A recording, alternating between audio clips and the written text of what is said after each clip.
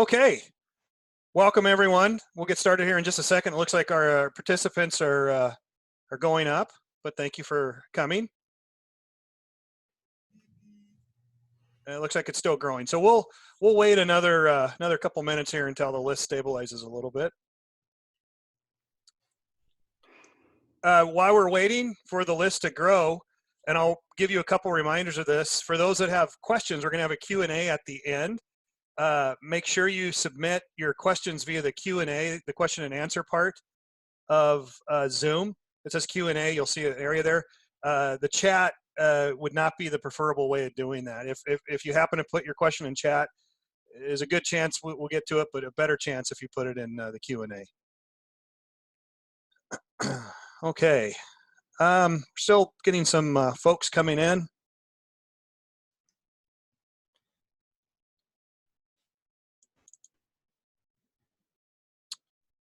All right, looks like we've stabilized.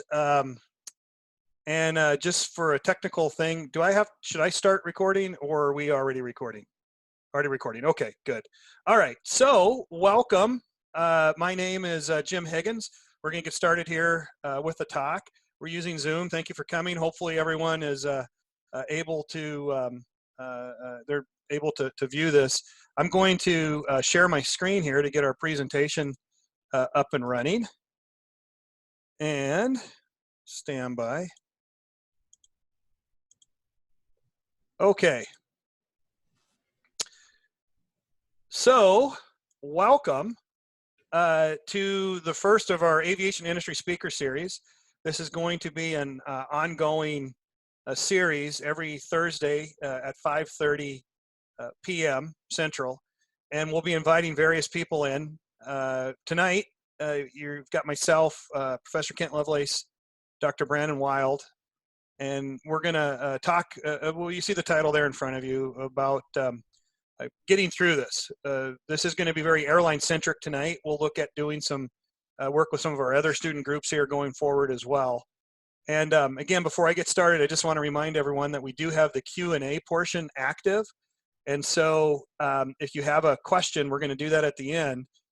Please use the Q&A to do it. We probably aren't going to be able to pick up a lot from the chat. Feel free to chat amongst yourselves if you'd like, but the Q&A are the ones that we're going to look at to answer. So you'll see that there on your Zoom platform. Okay, so let's get started. Again, my name is Jim Higgins. I'm on the faculty here at UND. We have Professor Kent Lovelace, Chester Fritz, Distinguished Professor, longtime industry person for us, and Dr. Brandon Wild. I think most of you know Dr. Wild. He comes to us from an airline background, has managed departments at various airlines, and has seen a lot of, well, I guess the word for it is churn, whether it's mergers and post 9/11 stuff. So we're going to talk a little bit about that tonight. So here's the agenda. We're going to talk about the current situation. We're going to take a look at previous airline downturns. We do have some pretty significant samples in the past. Every downturn's a little different, and we'll talk about that. But we're going to take a look at what's happened post-downturn in terms of recovery, how long things took to get back to normal. We're going to take a look at what that recovery will look like. There's a lot of information, a lot of speculation out there on what that might look like. We're going to talk specifically to you about how to make a career plan during a situation like we find ourselves in. It's very turbulent times. And then, of course, there's the Q&A at the end. And for those that are just joining us, I'm just going to make the third reminder here, because I know some people might have just now getting in. If you do have a question, please post it. Use the Q&A portion of the Zoom software you'll see at the bottom. That'll be much better than the chat stuff. Okay, so let's get started. The first thing I want to talk about is, why should you listen to us? We certainly don't want to come across as egotistical, but we have been doing pilot forecasting for a very long time. I remember the very first time Professor Lovelace and I presented some of our research was in the middle of the Great Recession, which we're going to talk about tonight. And Professor Lovelace and I told everybody, hey, at some point in the future, there's going to be a pretty critical shortage of pilots. And, suffice it to say, we were laughed out of the room.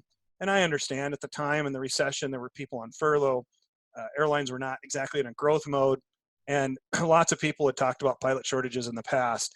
And so it gave us a healthy dose of skepticism from our various folks out there.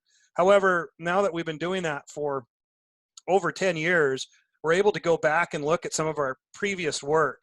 And one of the forecasts we did in 2013 is what you see before you.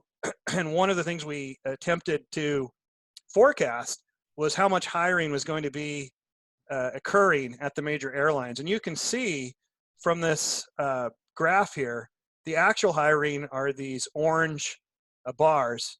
And then what our forecast was is the blue line. And so we did this in the case of 2018, we did it 5 to 6 years in advance.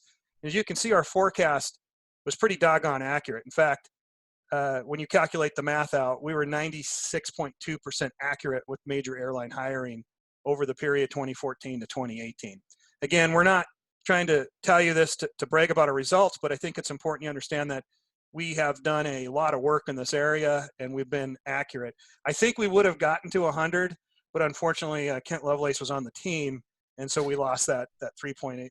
Sorry, Kent. I'm sure you're gonna have to put up with that a little bit today. Perfect.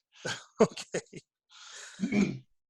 So our current industry situation, I think if you want to come up with one word, is bad, right? We're in a really tough, difficult time. Here are some metrics that measure this. The source is at the bottom. But as you can see, worldwide, we've seen a massive drop-off in capacity starting at the very end of January. And of course, it keeps going. In fact, just before coming live here, I saw there was some more notes about Delta, and United made an announcement yesterday as well about an additional 10% capacity cut. The U.S. domestic carriers, the mainline carriers, are seeing anywhere from 15 to 30% load factors. And a normal load factor would be in the 80 percentile range. So we've seen some drop-offs. And of course, anecdotally, we've also seen reports of planes flying near empty in some cases. So we know the situation's pretty bad. We don't have to keep talking about it right now. I think everyone's well aware.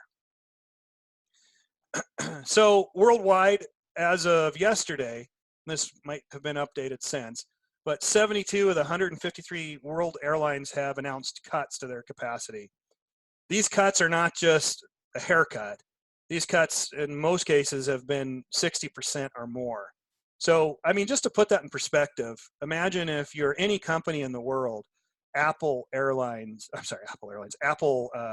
Microsoft or any of them, and you tell Apple that, hey, starting next month for a period of 3 to 4 months, you're only going to sell 10 to 15% of your iPhones. Sorry about it. There's nothing you can do. That would bring that company to its knees as well. So it's a tremendously difficult time. People recognize that. And we'll talk about some of the solutions that have already been offered as we go forward. I have heard that some carriers are doing a little bit better with their load factors, but by a little bit better, it's pretty marginal, getting in the neighborhood of 30 to 35. We see that with some of our low-cost carriers. The international capacity, as we all know, has taken the biggest cut, and that universally is right around 90%, especially with the U.S. carriers. There's just not a lot of capacity there, mostly precipitated, of course, by the banning of the travel back and forth between the different countries. So some of the questions that comes up is, what is going to happen with closures and furloughs? Well, we have seen 2 airlines cease operations, TSA, Trans-States Airlines, and Compass Airlines. It was very, very unfortunate. Trans-States had already announced that they were going to wind down operations over the next 8 to 9 months. Unfortunately, the pandemic seemed to catalyze that process. Compass had no announced plans to close down. However, business for them had become a little bit more uncertain in recent months as well. And unfortunately, the pandemic pretty much ended it for them. So we're going to see those 2 airlines scheduled to close in early April, one April 1st and the other, I think, a week later. So very, very unfortunate. And, we our sympathies certainly go out to the people that will be affected by that, and there will be many. As far as furloughs, so far we've only had Commute Air announce furloughs. Mesa is furloughing some of their new hires. Most companies have gone to some kind of offsetting strategy, whether it's offering unpaid leaves of absences or unpaid furloughs or reduced lines. And so far, they've been kind of able to not announce furloughs. Of course, with the bailout, which we'll talk about as well, that maybe has come at a very opportune time and perhaps can ameliorate some of these furloughs or some of these plans. Again, there's no company in the world that can operate selling 10 to 20% of its normal product. Whether you're Windows, whether you're Microsoft selling Windows or Ford selling their trucks, if all of a sudden you go from 100% down to 10 to 15%, it's just not going to work long term. But that's the current situation. Let's talk about what's happened in the past. And this is a chart that came from ICAO, and it only goes to 2012, but that's because since 2012, we've had nothing but prolific growth. But what this illustrates, and I think it's something that is a really good lesson for all of us, if you go back and look, worldwide at scheduled air services, this happens to be RPKs, which is a unit of revenue passengers, a revenue passenger, in this case, kilometers.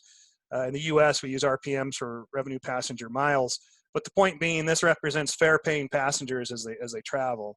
And if you look at some of the various problems that we've seen over the years, we of course had the oil crisis. I know we've got some college students out there. You can talk to your parents and grandparents about some of the hardships with that. But that was an OPEC issue, and we had a really big oil crisis. The cost of fuel went way up. Of course, the Iran-Iraq war, not to be confused with Desert Storm 1, which did happen later, but this also threatened the world's oil supplies, which also had some pretty good effects as well on the airline industry. The Gulf War, Desert Storm 1, happening in the early 90s. You can see we have a pretty noticeable drop worldwide, but soon we recover. There were some financial crises over in Asia. And then, of course, that brings us to 9/11, the terrorist attacks. And you can see a very big drop-off for the next couple of years, 3 years. But as we're going to demonstrate to you, and hopefully this chart starts demonstrating to you, even after the terrorist attacks of 9/11, the industry did rebound. We had a pretty severe recession after that as well. But even with all of that, even with those direct attacks against us, and you throw into that, by the way, a SARS pandemic, which also affected the tail end of that, the industry still recovered and continued its upward growth trend. You fast forward to the 2007-2009 Great Recession, which had, as you can see, a tremendous impact on worldwide air travel. But even with that 2-year period, even since then, you can see that there's been a really good recovery. If you were to take this out to present time, excluding the last month, you would see an increased, almost exponential growth. So what this should demonstrate to you is that in the past, when we've had really difficult events to go through, like we are now, the airline industry has absolutely demonstrated resilience. They've absolutely demonstrated the ability to rebound. And I got to tell you, those of us that lived through some of these times, there were people walking around saying, oh, it'll never be the same. It'll never return. But, you know, myself, Kent, Brandon, all of us that have worked in the industry and now have turned to academia, we pride ourselves on being data-driven, being scientific. And when you look at the data just demonstrates time and time again that we always respond and we always recover. And not only do we recover, we grow stronger. And there's no reason to believe that this is going to be any different. And you're going to find people that would disagree with that. But, you know, those of us that have been through these downturns, at the time you're going through it, it feels very severe, and it can be a lot of uncertainty, which causes a lot of angst, anxiety. We'll talk about that as well. But suffice it to say that when you look at this with a more global picture, you can see that we always rebound. Specifically, IATA which is the International Air Transport Association. It's a industry group that represents the interests of all the airlines in the world, or most of the airlines in the world anyway. They have an economics division, and if you get a chance, you should really go and read their economic work, because it's some of the best I've seen in terms of this impact, the current impact that we're going through. But in the end of January, they took a look at previous outbreaks, previous pandemics, and they took a look and also plotted the worldwide air traffic. And as you can see, the avian flu in 2005, SARS had the biggest impact. And you can see we had a very big dip for about 3 months with SARS. But then, as you can see, SARS, we recovered the passenger traffic by about month 8. You have the avian flu, H1N1, MERS, which is another coronavirus. By the way, SARS and MERS are much more deadly than our current pandemic. Not quite easily to spread, but nonetheless pretty deadly viruses. So as you can see, what this demonstrates from an economic point of view is that with pandemics in the past, the airline industry was able to recover, and in the worst situation, took about 8 to 9 months to restore the traffic. Okay. I do also want to add one other chart that was just released not too long ago by IATA. Some of you may have heard that the traffic into China, especially domestically, is starting to turn. And so the economists at IATA provided this chart as well. And as you can see, the COVID-19 virus is following that V shape. Do you see that V shape? People like me that study charts, we get excited about shapes on charts. I don't know what that says about us, but we do. And as you can see, it to me, it closely seems to align with the SARS V. Now, we don't know what's going to happen in the future, and we've all heard in the past that past performance is not necessarily indicative of future performance, and I think that's probably true on the granular level. But I think on the global macro level, when you take a look at this, I think you're starting to see some signs. We'll see what happens. We'll keep monitoring it, but it's a good sign to say the least. So will the industry recover? This is, I believe it or not, we get this question quite a bit. I've personally received this question from current students, and I get it when you're in the middle of it and you're experiencing it, and there's just all these things that you can't control going on, and it's frustrating. And again, it can really make you feel sad about things. It's really easy to get on the backside of the power curve with this one and think, oh, the industry is never going to be the same. The answer is absolutely. It will always be. People will need to travel. People will need to go from point A to point B. We'll see it recover. We don't necessarily know when it's going to recover, but we know that it will recover. There's just the data would just indicate that it's going to recover at some point. So don't listen to the naysayers out there. There's a lot of weird stuff on the internet, as you would expect. Lots of reports, by the way, from the government and from security officials, IT officials, saying that some foreign actors may be placing stories to try to stoke our panic.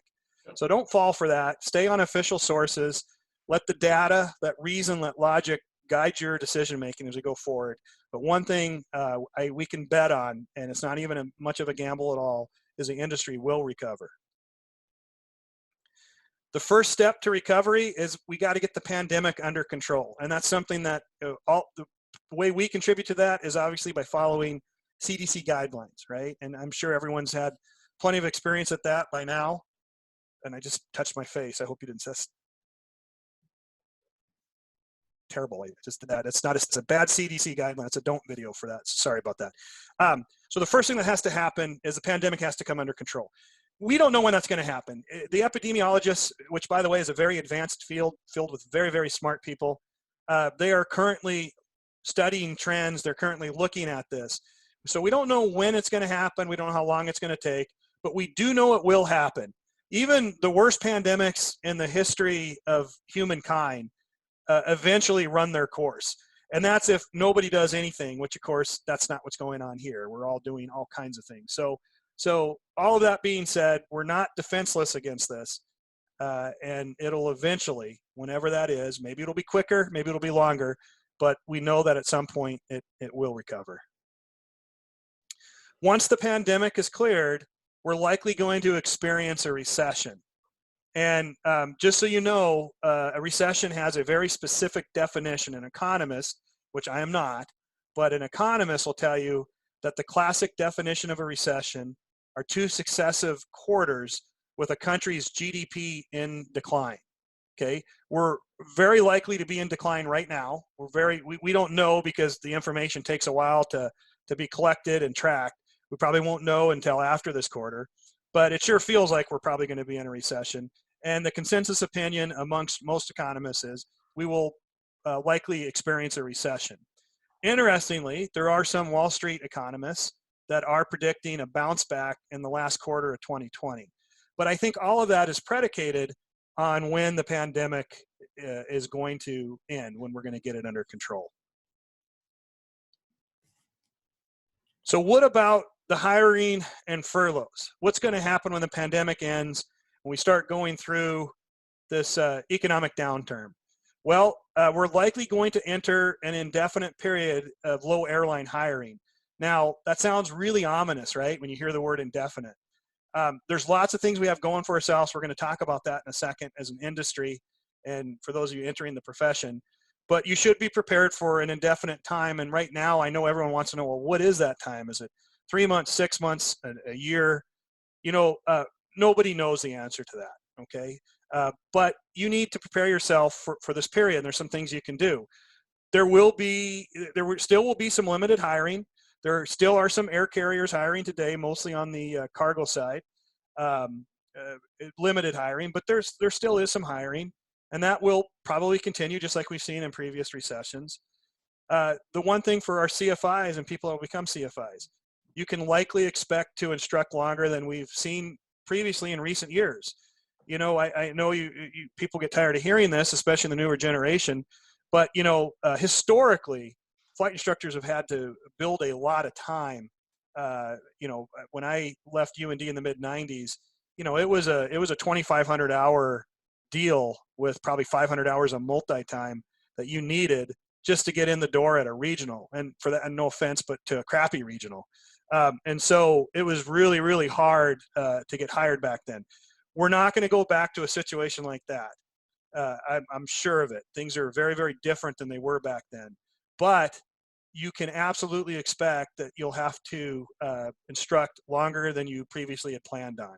Without a doubt, most of our pilots here that wanted to go the airline route were able to get to their 1,000-hour restricted ATP minimums, and they were able to jump right away and go right into their regional airline, basically of their choice. Okay, that's not going to happen quite as easily. There's going to be some extra time that's going to be spent here or wherever you end up working. How do airlines financially manage recessions and economic downturns? Well, the good news here is the airlines have really, really learned how to operate precisely in recent years. There's 3 reasons why. And a lot of these lessons were learned during what's now called the Great Recession, sometimes called the Bathtub Recession, 2007 to 2009. And we've all lived through this. But during that time, it was a very difficult time for businesses in general and airlines in general. But the airlines learned that by charging ancillary revenue for things, and these are things you know as like baggage fees, change fees, upgrade fees, catering fees, whatever the case may be, that ancillary income really helped stabilize the industry, and for a time actually represented the profit margin of the U.S. airline industry. Okay, so think about that. And ancillary revenue has become just tremendously important to airlines. But from our point of view, those of you that are planning on piloting in this industry, the good news is it gives us a buffer, and it helps airline management manage these downturns because they have other ways to generate revenue that in the past they didn't have access to as much. The other thing to talk about, and we're going to take a look at this in a little more detail, is revenue management strategies, the ability to use the latest analytics to determine what a passenger is going to pay for a seat. That's why we saw these load factors increase while still increasing our capacity, which is pretty substantial thing to see happen. And then finally, we all probably been reading the newspapers. We're going to take a quick look at the fuel situation. Every airline has come in with some type of a fuel strategy. Some airlines hedge, where they buy contracts so that they are guaranteed to be able to buy fuel at a certain rate. Some airlines, like Delta, for instance, they bought their own refinery and took control of it that way. So every airline is going to have a fuel strategy. But one of the economic good things that are occurring here, at least from the airline point of view, certainly not if you work in this part of the industry, and certainly not for the state of North Dakota, but the cost of oil has really come down, and we're going to take a look at that as well. I'm going to turn it over to Dr. Wild, who's going to talk about previous recessions and how what's happened with the airline industry in the past. Thanks, Jim. So if we look at previous recessions, which you can see here in the kind of light blue bars that are behind the dark bars on this chart, if you look, what we do is we definitely see the downturns in the recession. But what you see, kind of like Jim had shown earlier, you start to see that they rebound fairly quickly. And if we really look at the 2007 to 2009 recession, you see some really, really deep losses when we talk about that net income of the airlines. But the interesting thing about that is how quickly it rebounded. And the biggest piece to that, when we talk about what the airlines have done to position themselves well, is we talk about the consolidation factor, or the mergers. And when we look at the mergers, Richard Anderson, then CEO of Delta Airlines during the merger with Northwest, one of the things he said when that merger was first announced was that the airlines, in order to survive recessions and to survive downturns and even survive large events, like at the time the biggest one that they had faced up to that was 9/11, the biggest thing they had to do was merge, and they had to consolidate, because what this does, and some of you in our classes have heard me talk about the economies of scale, where you're spreading costs out among more passengers. And so by basically taking on more of the passenger, the percent of overall passengers, the merged airlines, the larger airlines, can spread those costs out, and thereby, even if they keep their ticket prices the same, they're spreading their costs out among those folks. Their costs in some ways actually come down, and the profit margins go up. So what we see post this last recession is we see how quickly, combined with the other factors that Jim talked about, such as fuel prices starting to come down, things like ancillary fees and such, as we see very quickly that the net income of the airlines quickly climbs after such a big recession that we had. Thank you, Brandon. And I'm going to call on Dr. Wild to talk about this one as well. Sure, and this is one of those that kind of speaks just to what I was saying there, because if you really look in the 2007 to 2008 and 2009 timeframe, where we have our break-even load factor in blue and the actual load factor average of the airlines overall worldwide, what you notice is how we got to the point where our break-even load factor, our load factor achieved, wasn't even getting to that during the recession, which is why we were losing, obviously, money. Well, then when we start adding in all those factors, such as ancillary fees, but especially the consolidation of the airlines, we start to get a really nice buffer between the load factor achieved and the break-even load factor. And you see that break-even load factor come down even more when you get into the 2015, 2016 timeframe. And a lot of that's attributable to lower fuel prices at that time, not as low as we're seeing now, but lower fuel prices. But that buffer gives the airlines a lot of wiggle room when it comes down to a recessionary period. So with the recession that we may be entering now, if we can get the load factors back up on the airlines, and the airlines can kind of get back to people actually traveling after this COVID-19, once we get the pandemic under control, that buffer should allow the airlines to, even in a recession, be able to actually make money and be profitable, which in the past during recessions, we did not see that ability to happen. Thank you, Brandon. Excellent.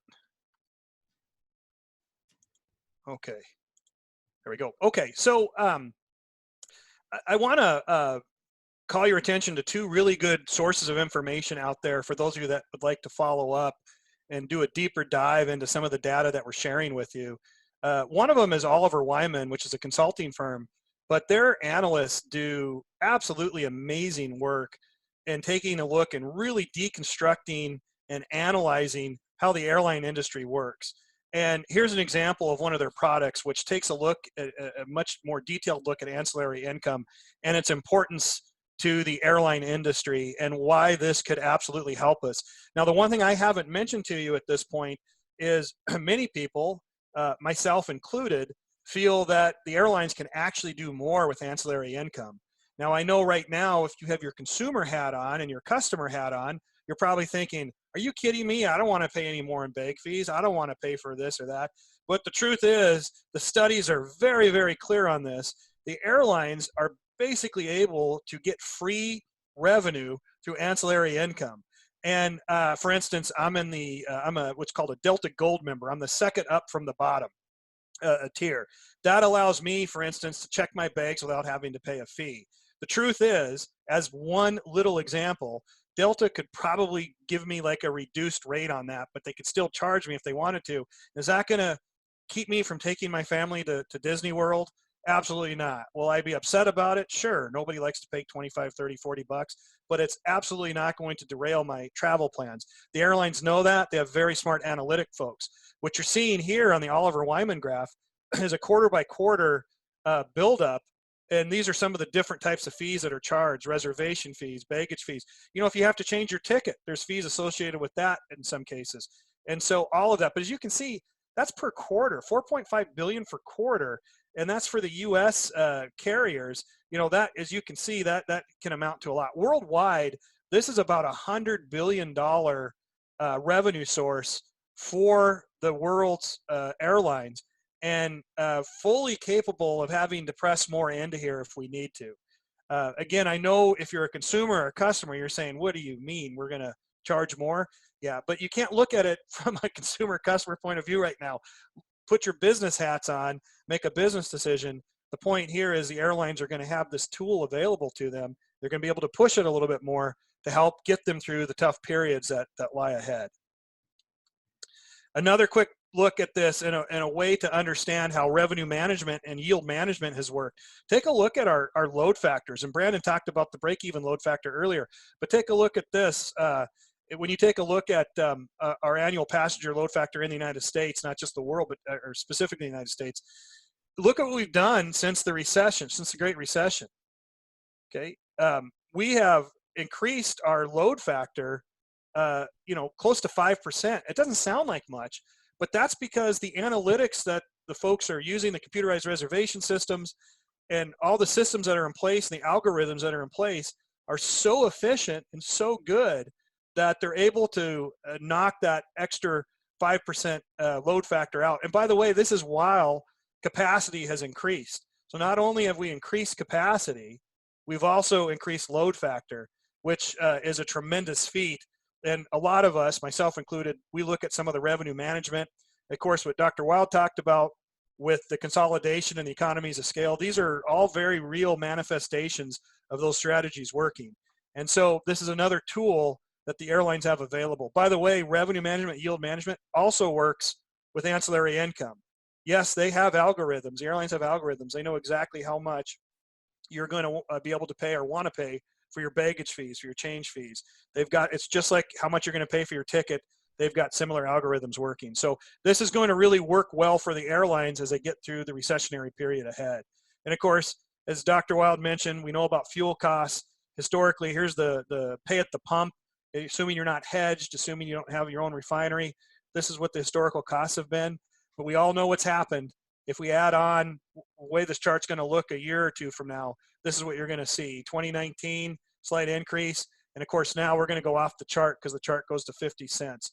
There's some analysts, I don't know how this works, but there's some analysts that are even speculating about a negative value here. I don't know how that would work economically. I'll have to call some of my economist friends to see if that's even possible. But the point is that fuel is going to be very, very low for a while. And again, that's not good for the state of North Dakota's economy, and it's not good for the folks that make their living in the power and energy sector of the economy. It is certainly good for the airlines, and this is going to be another tool that the airlines are going to have available. many airlines have already estimated, and they're already on record as saying this is going to save several $billions in costs over the next year, which of course will help cushion the airlines through their economic recovery. So summing up what the recovery looks like, the key is we got to get through the pandemic. The airlines will be in a better position to handle the ensuing economic downturn that we've seen in the past using the tools we just outlined. In addition, given the projected retirements, robust hiring will resume before the economic downturn rebounds. So keep that in mind. In previous recoveries, the U.S. airline industry has always lagged the recovery. So think about that. We've kind of had it bad. We lead a downturn and we lag a recovery. It's just not a good place to be in, typically from an industrial point of view. However, I'm here to tell you that when you just look at the hiring part, not just the economic part, but the hiring part, that will rebound in this case just because of the projected retirements. Some airlines will likely take advantage. That's a bad word to use, but that's basically the best word I can think of. They'll likely take advantage of this downturn, and if they were going to retire certain aircraft in their fleet, this will probably catalyze that aspect. So you may see them retire things a little quicker than they would have in the past. So we'll see how that plays out, but still the long-term fundamentals have not changed in the industry. It is possible that the hiring will resume regularly by the fourth quarter of 2020, but it really depends on how this pandemic is handled.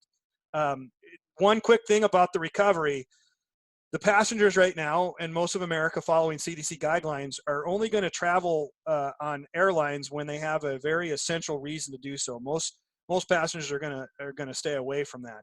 There's a lot of fear, right? People don't want to get the virus, which of course, who would ever want that? But the good news is once the pandemic subsides and the fear is alleviated, that should take away the big reason why people did not reserve seats and go fly. We still have the economic downturn to deal with, which might make it economically difficult for some passengers to fly. But I'm here to tell you, you saw the break-even load factors. If you could just get half of the people to fly, the airlines can keep their head above water. If you can get a little more than half, you'll end up back into some of your growth plans. So I'm just here to say it's not quite as bad as what it could have been had the airlines not had these tools. So let's talk about making a career plan. So in the very short term, this is what we all have to do. We have to follow CDC guidelines, okay? That means social distancing. I'm sure everyone's getting really tired of hearing that term, but that's what it means. It means washing your hands. It means all the things that we're supposed to do. So that's what we all have to do right now for the short term. That will help the pandemic end as soon as possible. For a medium term, what we're going to tell you is you're going to probably have to shelter in place as there's going to be delays. So if you're a flight instructor at UND, okay, as an example, you're going to be there longer than you had originally anticipated. A great place to work, by the way. Very thankful to see our chief flight instructor send out an email the other day. Really, I just have to lift my hat to our flight operations. They're telling you you will have a job when this ends, and most employers in this country are not saying that same thing. So I really have to lift my hat to them to do that. But that means in the medium term, you're going to be in that position longer than you probably originally anticipated. The entry-level jobs will likely become more competitive. Okay, it wasn't that long ago, early 2000s, where even at a place like UND and even at FBOs, it was difficult for flight instructors to find entry-level jobs. I don't know that we're going to get to that point. It just all depends on how long things last. But you can expect definitely some more competition. And Professor Lovelace is going to talk about that here in just a second. The long-term industry outlook remains unchanged. The fundamentals that were in place prior to the COVID-19 pandemic are the same fundamentals that exist today in terms of long-term. So the airlines are still planning on retirements. Every forecast out there for passenger growth worldwide still shows that people are, just because our population's increasing, people are going to travel more. So there's going to be more and more passengers to do that. Now, there's one question I want you to think about. For those of you that are here at UND, how do you think this is going to affect prospective people that are considering coming into a pilot career? Well, I can tell you we've quantified this question, and we have models here at the University of North Dakota, and part of it drove that forecast you saw earlier that we were very accurate with. We have models that absolutely demonstrate that when the airlines freeze their hiring and when they reduce their hiring, it absolutely has a dramatic downward effect on the number of people that come into the industry. So what does that mean for you if you're already halfway through your flight training, or if you've just started here at UND? Well, if you think about it, because it takes so long for a pilot to train and get the experience before they can be at an airline, there's going to be this pandemic is absolutely going to cause another bubble shortage somewhere in the mid 2020s, more so than we originally saw, because that's right when we're in a lot of our massive retiring. And if there's any kind of growth that's going on, which there likely will be, plus now we're going to have a couple of years here, or at least a year, where we're not going to get a large incoming class, not just at UND, but around the country. We're going to see a downward trend, at least for a little while. That's going to create a big issue during that time. We were definitely right about it in 2009, and I feel as confident here today in 2020 that this is going to create another issue. What that means for you personally, those of you that are at some point in your flight training, if you analyze this, I know sometimes it's really hard to look beyond 6 months or look beyond a year, but if you look at this over a 40-year career, which a lot of you will have, 45-year career in some cases, that's an amazing thing to think about, because it's going to drive your services much more desirable. People will pay more money for that, in theory anyway. So, okay, I'm going to turn it over to Professor Lovelace, who has a lot of experience with this as well. He talked about to a lot of our students after 9/11. As you can imagine, there were a lot of similarities there as well, and he's going to talk about some of the plans that worked back then. Kent? Thanks, Jim. I pulled this slide out from post 9/11.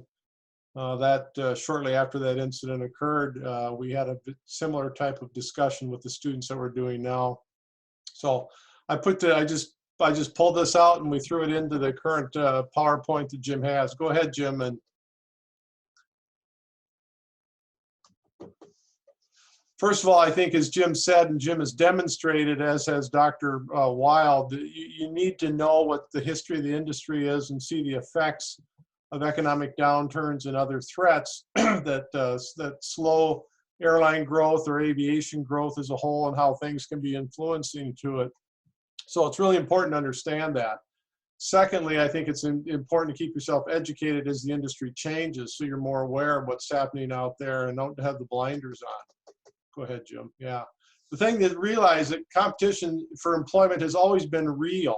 Admittedly, in the last 3 or 4 years, airlines have reached out and been very active, engaging, trying to capture young adults and others to join their ranks. But the competition is still real, so you need to keep your knowledge and skills at a mastery level.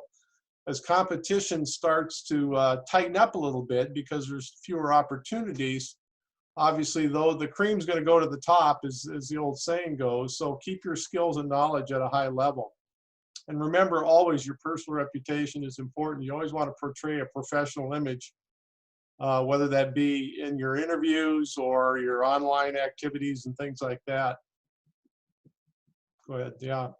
Remember that as things tighten up here, you might have to put a greater effort into finding employment and searching things out. I would imagine that as things slow down here, the companies are going to reduce their outreach to us and to you, which could be very much a reality. I mean, it's gotten to the point where regional airlines are hosting volleyball games and hockey watch parties and things like that, and coming up on a regular basis. And you might see that those type of activities start to slow. So you've got to do more reaching out yourself to them. So please keep that in mind. Another thing to consider is co-ops and internships. I know a lot of people will say, well, I don't want to take a semester off and do an internship at United or Delta because that's so many flight hours I can gain to get to that restricted ATP. But all those types of internships and co-ops, especially with the major airlines and larger carriers, I've seen that accelerate students' career progression to a major carrier kind of the final step. So please consider those and look towards those as a way to get to move faster through the path. The other thing is you need to be adaptable and flexible. Realize that your plan or intended path may not happen the way you expect it to, and be open to other career opportunities. As I say, put on your broad perspective glasses. I don't think Jim Higgins or Brandon Wild or myself ever expected that we would be here at the University of North Dakota. I certainly didn't expect it. I don't have any regrets with it. It's been a wonderful career, and I love every bit of it, and I love the students and working with my colleagues, but that's not what I intended to do. So an example would be, I know many of you have your eyes set on a certain regional carrier or something like that. Well, that path may not be there. Look for other things that you may not have been looking at in your career choices. An example. The regional airlines, as Jim has indicated, and any passenger airline, is things are in a decline, capacity is going to be cut, ridership is down, loads, and so forth. The cargo carriers have been remaining relatively busy. I reached out to RACA, the Regional Air Cargo Carriers Association, yesterday. I said, how are your members running? How busy are they, and so forth. And I was told they're running at least 90%.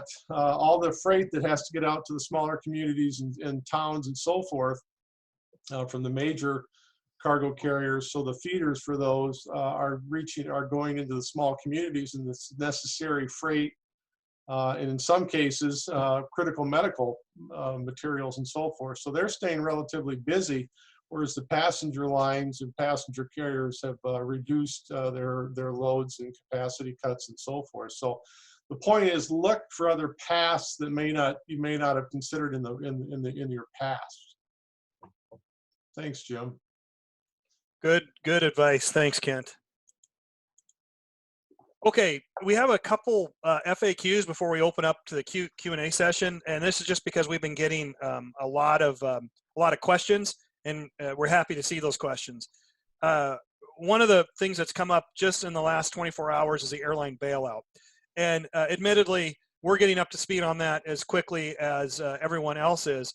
But I think from what I've read and from what we're reading from some of the industry groups and the unions, that everyone is very happy with that.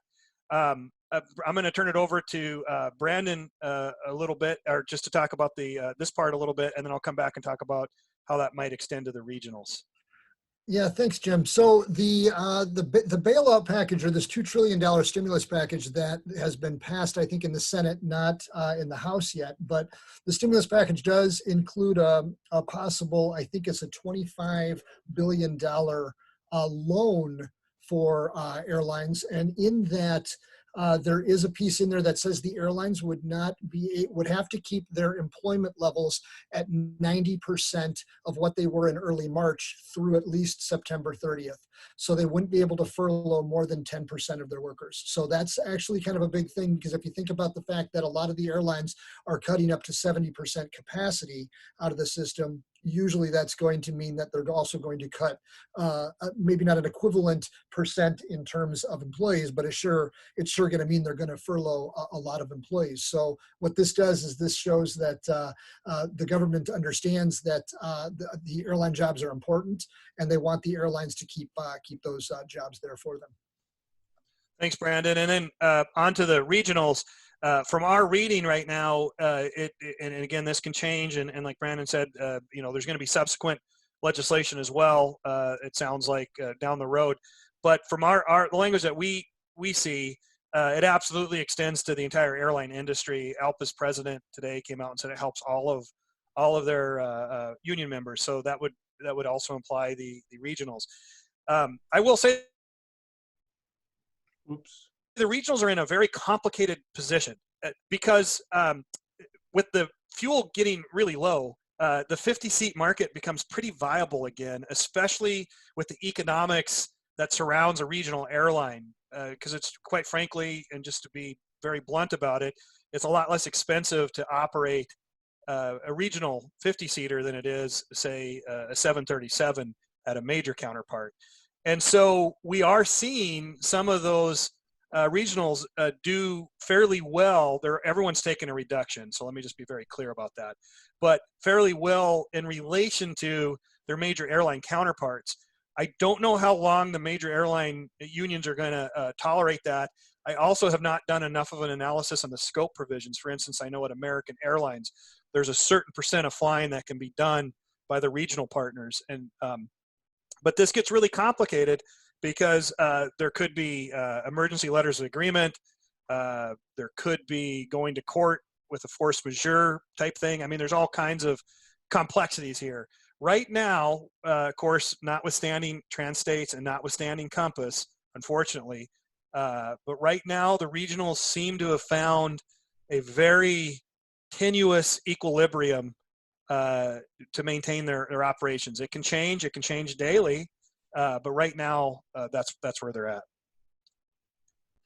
Okay, the next question, what should I do if I am a freshman, sophomore, junior, senior CFI? Okay, so the advice that I have been giving people, and we'll see if Kent and Brandon give the same advice, but I'm going to keep this pretty simple. If your passion is to fly, if you're in this because you love flying aircraft and you want the North Atlantic to be your office view, or you want to see parts of the world that you couldn't even envision before, then you really shouldn't change your plans. You should just adjust your expectations and the timing of your plans, as Kent had alluded to earlier. If you were in this profession simply because, and I'm not saying this applies to anybody, but if you're in this profession simply because it sounded kind of cool and you can make a lot of money doing it, then yeah, you may want to reevaluate if this is for you. But if that passion is still there, it really shouldn't change your overall long-term objectives. I'll turn it over to see if Brandon and Kent. Brandon, if you want to go first. Yeah, I would definitely second that. I've always said, and I've talked to my students about this, and especially if we look at the last 2, 3, 4 years where starting salaries have gone real high and everything like that. And in some ways that's very, very different than what we've seen overall in the industry, right? So if salaries are to come down and stuff is to happen with some of this, which very well might happen, it's very normal. I mean, we'd be almost getting back to what's normal for the airline industry. I don't think the airline industry is definitely one of those industries or just aviation in general that you go into to become uber wealthy. I think it's in it. You go into it because you have a passion for it. And I think Jim is very right. If you have a passion for this, I would continue on the path that you have been laying out for yourself, because I think I can speak for Professor Lovelace and Dr. Higgins, but it's a wonderful industry to be in, and I've been very happy in it for the last 20 some years. But to echo what Professor Lovelace said, be prepared that you may have to make changes to what your maybe your objectives, ultimate objectives are. I never thought I'd be teaching at the University of North Dakota, but I absolutely love it and wouldn't change a thing in how my career has progressed. But it's definitely not the plan that I had for myself, but I wouldn't change that. So be prepared for some of those changes. Yeah. Well, I echo the same thing. You got to do what you like to do, or life just becomes too difficult. So if you want to fly, and as Jim said, and we've all said, the path might have to be altered a little bit. Your expectations may need to be altered. But if you want to do this, the future down the road looks bright, in my opinion. And I think there's going to be plenty of opportunities. It's just we've got this shorter term upset, and there could be another pandemic down the road or economic upheaval that could create similar situations. That's just part of life. So accept that, adjust your expectations, but shoot for the moon, so to speak. If that's what you want to do and you want to fly airplanes, there's going to be no reason not to pursue that. Thanks, Kent. And I think this is our last FAQ, then we'll turn it over to the Q&A. So this pandemic has been difficult for everybody. There's just no doubt that everyone is feeling the effects of it. Our way of life has changed. And not only has it changed, it's changed dramatically, and it's changed very fast. And that can absolutely and understandably introduce stress and anxiety. And so what I want to let you all know, and those of you that I've had classes with know I talk about mental health quite a bit, but if you find yourself in a situation where the stress and anxiety are getting to a point where it's just a little too much for you to handle on your own at that particular point in time, I invite you to contact the counseling center at UND. They are working just like everybody else remotely, but those resources are available. If you can't get in contact with them, I would invite you to, wherever you're at, look for a local mental health professional. Everyone needs a little help from time to time. There's no shame in it. And I've used services of that before, and I have absolutely no shame in admitting that. And so that's what you can do. You got to take care of yourself first. And so make sure you do that. And it's completely normal and understandable because of how dramatic and how quickly this change has occurred to see that a situation like that can cause some kind of stress and anxiety.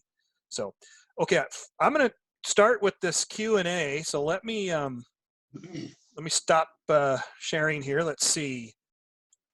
Okay, I'm going to go in order here. Okay, first question from Steven. Are you guys forecasting a drop in flight instructor hiring and necessity over the next year? Would we be able to ride this out as a flight instructor until this blows over and the airlines get going again? Kent, do you want to take a quick stab at that? Now, I talked to Jeremy today. First of all, as far as CFI hiring, at least here, Jeremy anticipates hiring more CFIs in May and August, just because, for no other reason than we want to increase the numbers so that we can increase the flexibility and service to all of our students. And that's his main goal. How many they'll be hired, obviously, we don't know. We don't know what the attrition rates will be in this next few months, and when we start flying. So those are all uncertain questions, or uncertain answers, I should say. But the plans are for us to continue to hire both in May and August. And the students, the CFIs that were hired in March, that would be starting now. They're going to start them hopefully in May as a target when we start flying, hopefully again, and we don't know when that will occur, but when that happens, the March hires will start working at that time whenever we crank up again. Great, thanks, Kent. And Dr. Bierke, did I see that you wanted to answer that, or did you just hit a button? Because we have Dr. Bierke who's helping out in the background. She's organizing this entire series for you, and feel free. Here she is.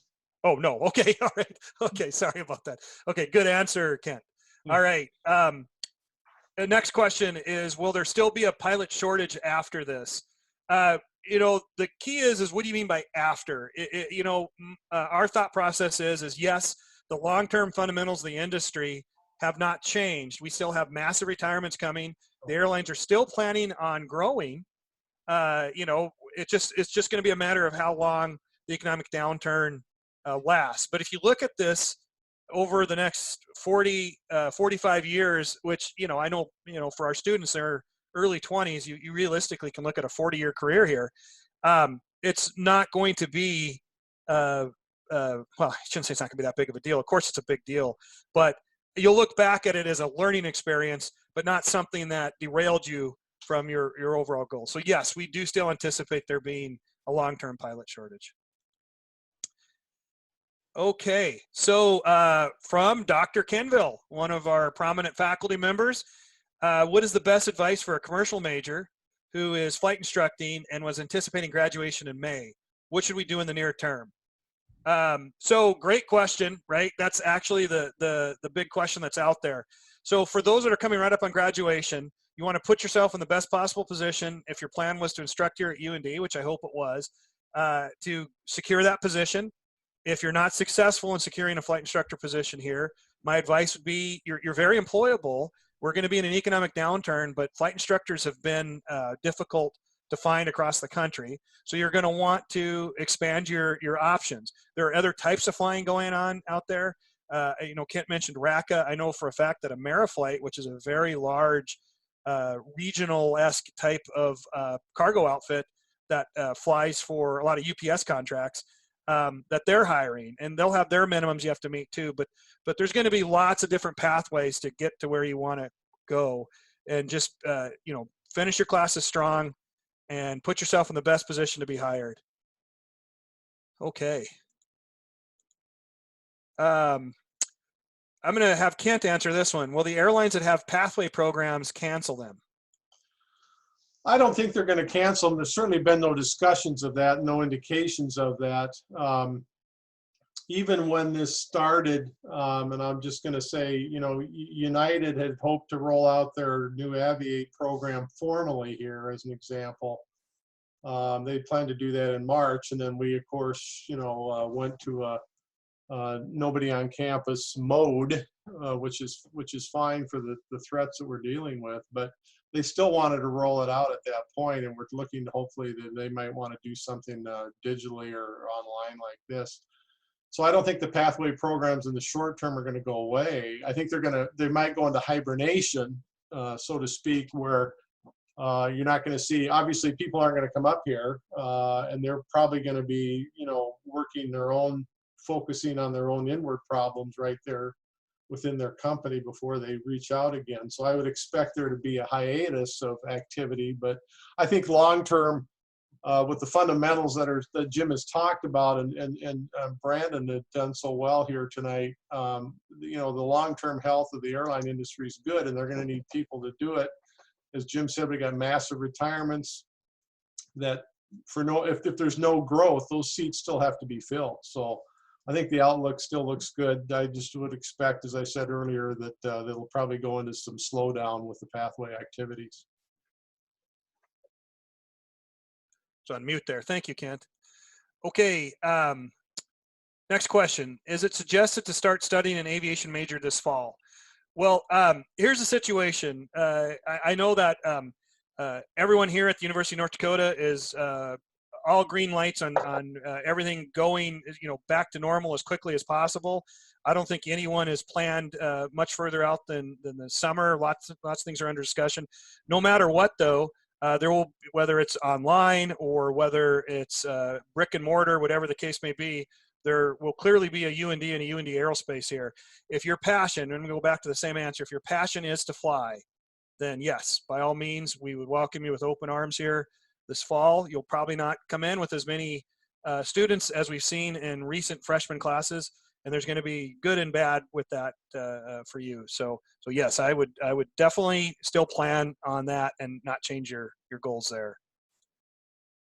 Let's see, next question from Michael. Do you think this will have an impact on early retirements? Will more of those senior pilots be taking their retirement earlier than normal? Brandon, I know you're friends with, and I know it's a little bit anecdotal, but I know you're friends with a lot of people in the industry. I think Brandon's kind of like the Kim Kinville of the airline industry. He knows everybody. So what are you hearing in terms of pilots? There have been airlines out there that have been offering early retirements. Some pilots that are 62 can leave early, similar to our early buyout program here at UND. What are you hearing? Well, and from what I've heard over in there, and this is in two parts, I can say that what I've heard before the whole pandemic started, a lot of folks were, who had told me back when they raised the pilot age from 60 to 65, that they would all leave at 60 anyway, and none of them ended up doing that. They all wanted to go to 65. And I think it's partly because the good times have been there with the airlines, right? And the flying's been good, and they're passionate about the industry.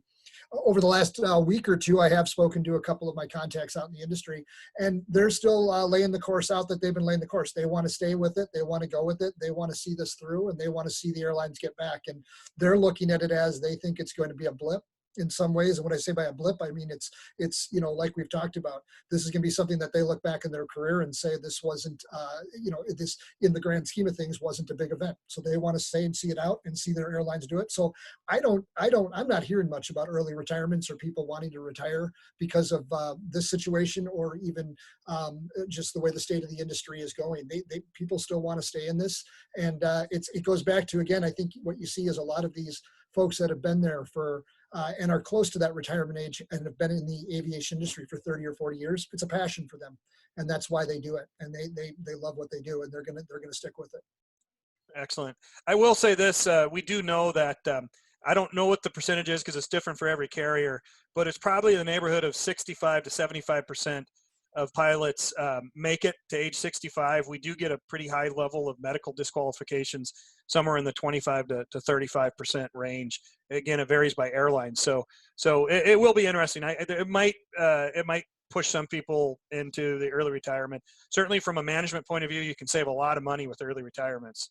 So, okay, thanks, Brandon. Anonymous attendee, how do you think the outlook is for finding a CFI job here at UND and other places around the country? Is there still a decent chance of getting a job at UND if our resume is good? I think that we've talked about this a little bit, but I think the short answer is yes, but it's going to be competitive. Would you agree with that, Kent? Yeah, it's probably going to be more competitive certainly than it has been in the past. Again, as hiring demand tightens up, you can expect that. But there's only across the whole nation, according to FAA data, there's only 17,000 plus flight instructors across the country that actually do teach and make a recommendation for a pilot to get a certificate or whatever. So there's not as many as out there as people think. And of course, the demand's been so high lately. I would expect that that remains unchanged. Typically, for example, in our enrollments, historically, they always lag the industry. It's kind of like the stock market. People want to get out of the stock market when the prices are going down, when you should be buying. And people get out of it or go into it when the prices are rising, when you're buying more expensive stocks. And the same thing happens with enrollments and industrial changes, industry changes, recessions, and so forth. So we typically lag 2 or 3 years behind what the industry is driving, going both directions. Yep. Thank you, Kent. Same question about flight instructor hiring at UND. So I think there's going to be opportunities. Yep. Okay. That's the plan anyway. Perfect. Thank you.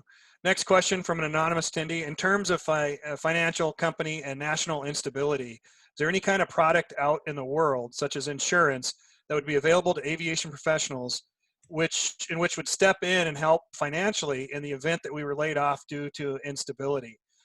What an amazing question. I know exactly who I'm going to ask to answer that. That's actually a pretty cool question. But we actually have someone here that's very experienced in the insurance world, and that's Dr. Wild. One of the things he did in the industry worked very much assessing risk.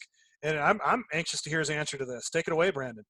Yeah, it's a great question. And I think it's one that I think all of us, right? Any of us that have some sort of a retirement portfolio of any sort or any sort of savings right now are looking at that. And I think it's kind of a yes and no answer. I think when you talk about it from the aviation industry, just aviation industry specifically, the protections out there, it goes back to just, I think and I would even say just not the aviation industry itself, but I would say just in terms of investments, financials, things like that, there's really not anything out there that you could set yourself up for some insurance that says this will protect my portfolio in case, or my retirement strategy in case I lose my job.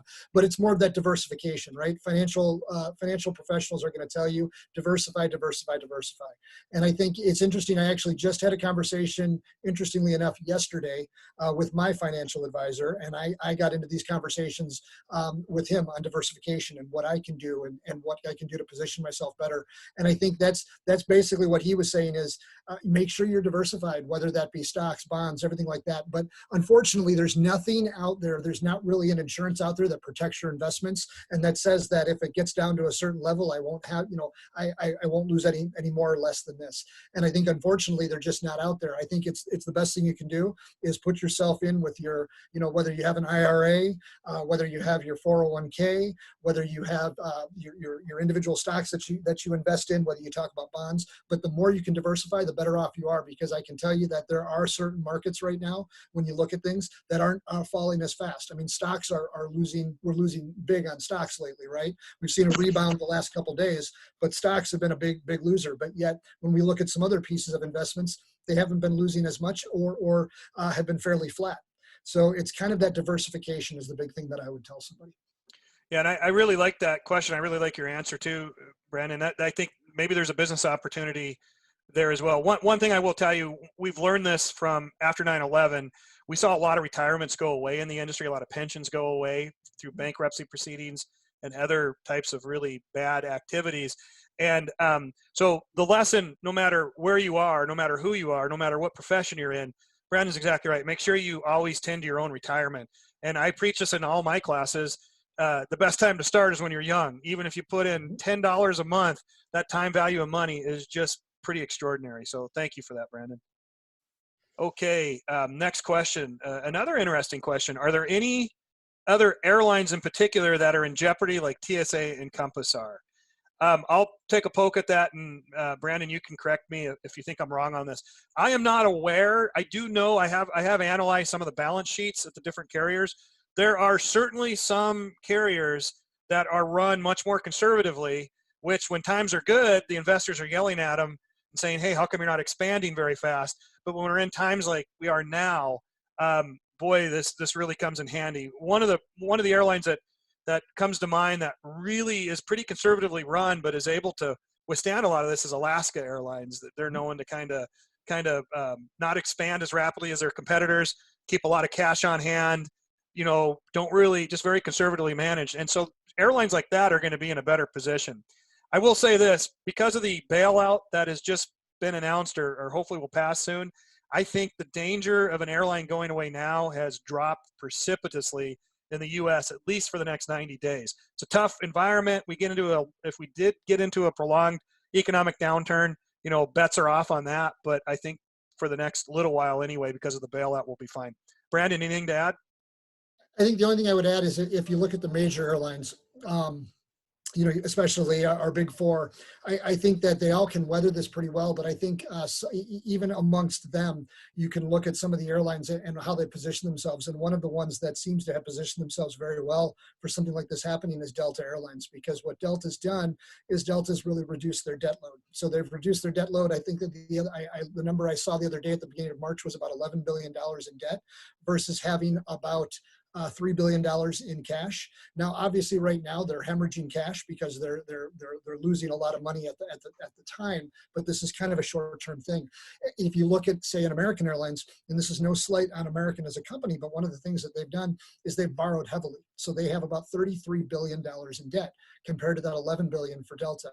And you look at the cash on hand for them, they have about $4 billion in cash. So when you look at the debt to equity ratio, Delta's in such a better position than some of the other airlines. And Southwest is not too far behind when you look at the position, when you look at debt to equity ratio and things like that. So again, I agree with Jim. I think Alaska Airlines, I agree with you, Jim. That's a sensational airline that's well managed and has done really well. Southwest, I think, is another one, and I think Delta. And that's not to say that United and American are going to fail. I don't think that at all. But I think that when you look at an investment strategy, as this goes along and you look at folks who want to invest in airlines and such, which is going to help when you look at cash and things like that in the airline and making the value of an airline better, I feel like that, Alaska, Southwest, Delta have really positioned themselves well, where I think that United and United's got something about $24 billion in debt or something like that.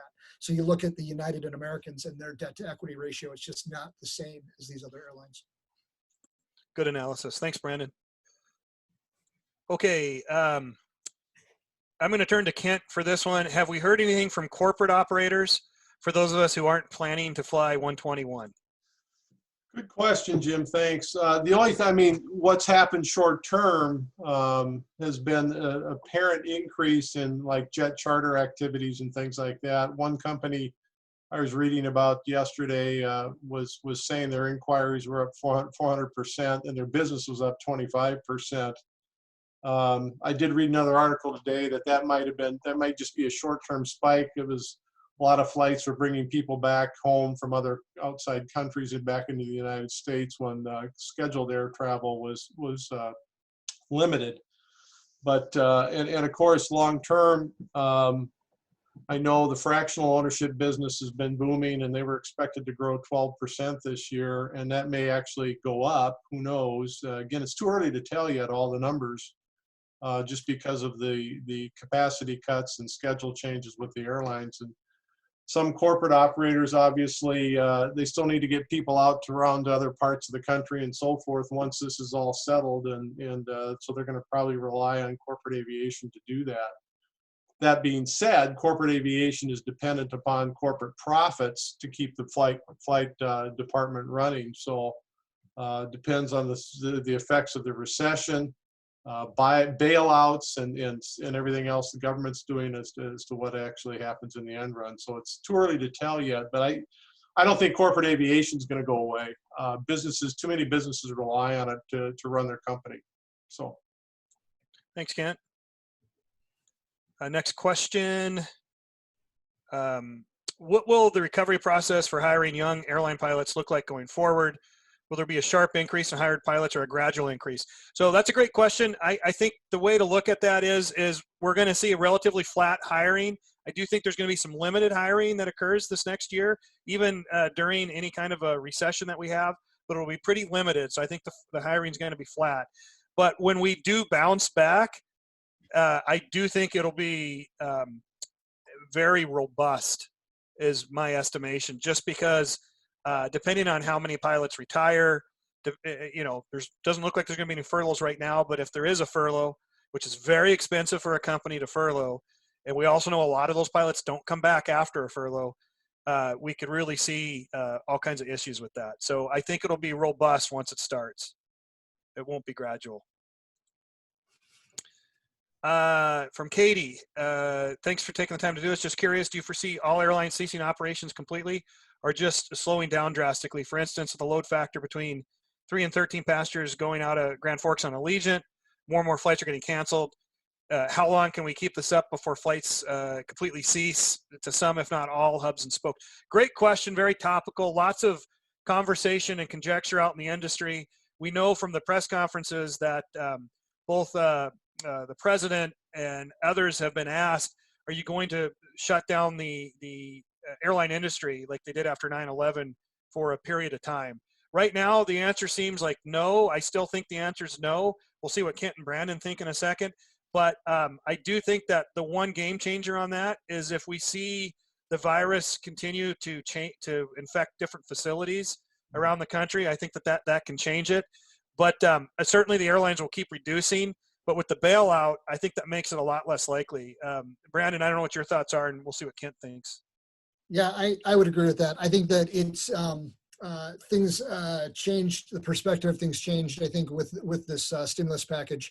And if this passes Congress, which I'm assuming it probably will at some point, I think you will see that. The perspectives all could change. I don't see them shutting down the national airspace system. I just don't see that being, at least for now. And what I mean by that is kind of like what you said, Jim. I agree that if you see hotspots in big cities, like we've seen in New York and Seattle happening, if you start to see outbreaks of COVID-19, really large outbreaks in other large cities, more than what we're seeing now, then I could see them, big outbreaks. I could see them starting to shut down flights to different places.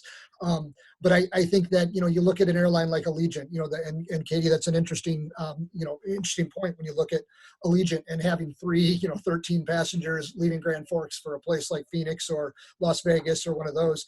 The one thing is, yeah, they're not going to be able to sustain those flights, but are those flights going to go away forever? Probably not. When we see, maybe they'll cut some flights to some places, or if you're Allegiant, instead of flying 3 times a week, you're flying once a week to Grand Forks. Maybe you'll see some of that. The one thing Allegiant's got going for it specifically is they've got very high profit margins when times were good. So 6 months, a year ago, their profit margins were in the high 20%, which is over double what we see with some of the network carriers. So when you see some of profit margins like that, they have the capacity to weather the storm. These low-cost carriers, I think, have a lot more capacity to weather the storm, at least in the short term. I don't know about the long term, but I don't think this is going to be a long-term, shall we say, thing. So I don't know, Jim, if that answers the question. But. Yeah. Good analysis. Kent, any thoughts on that? Yes. Oh, I just would echo what you guys say. I'd be surprised if the government shuts down, the whole air carrier system. I would just be very surprised about that. So yeah, me too. Okay, good question. Any updates on when flight ops will open again?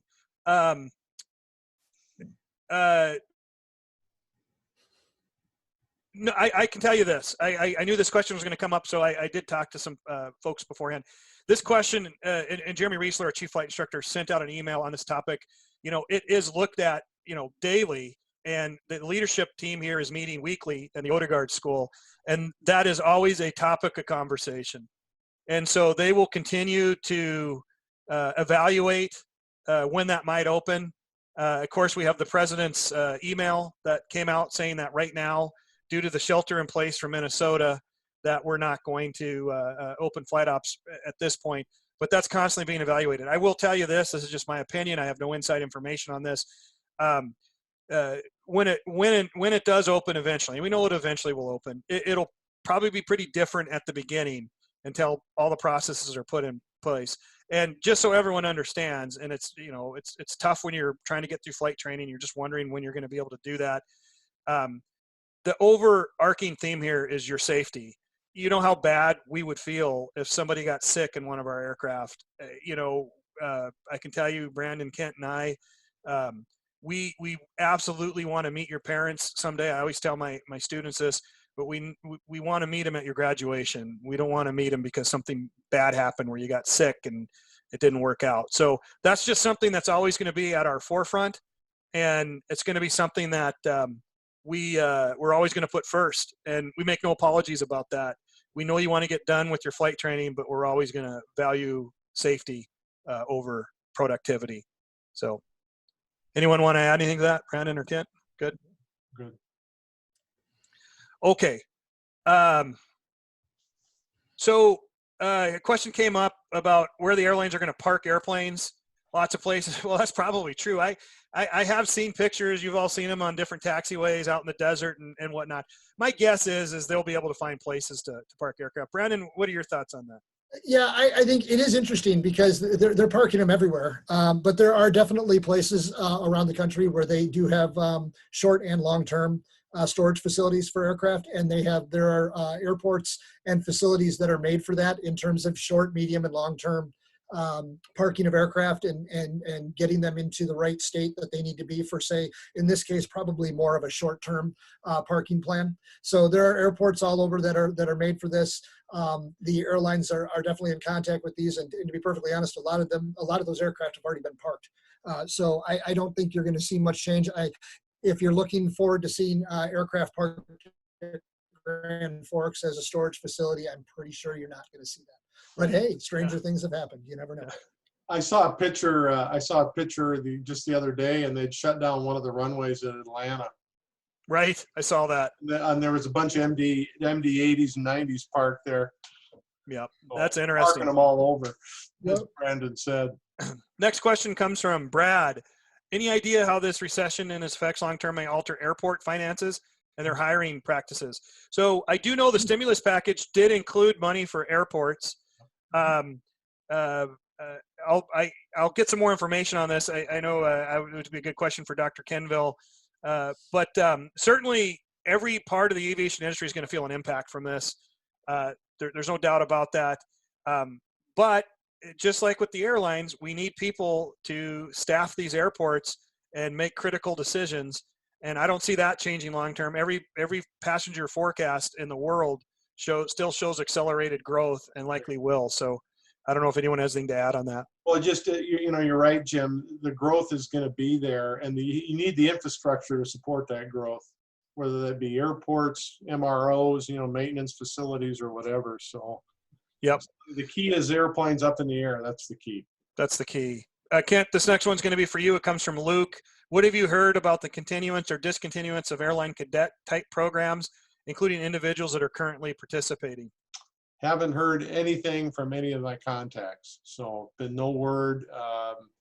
As I said earlier, there's a similar question about pathways. I would expect that the outreach of those carriers will slow down a little bit. Their budgets may be constrained. I mean, they've had the recruiting departments have had virtually unlimited dollars, it seems like. And I could see in the short term that shrinking and them just not being as active and visible. But I've received nothing that says this is canceled, we're done, or anything like that. Okay.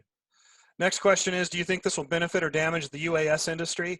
I think I can take that. Of course, the UAS industry in general, I think long-term, super long-term, is a big growth sector.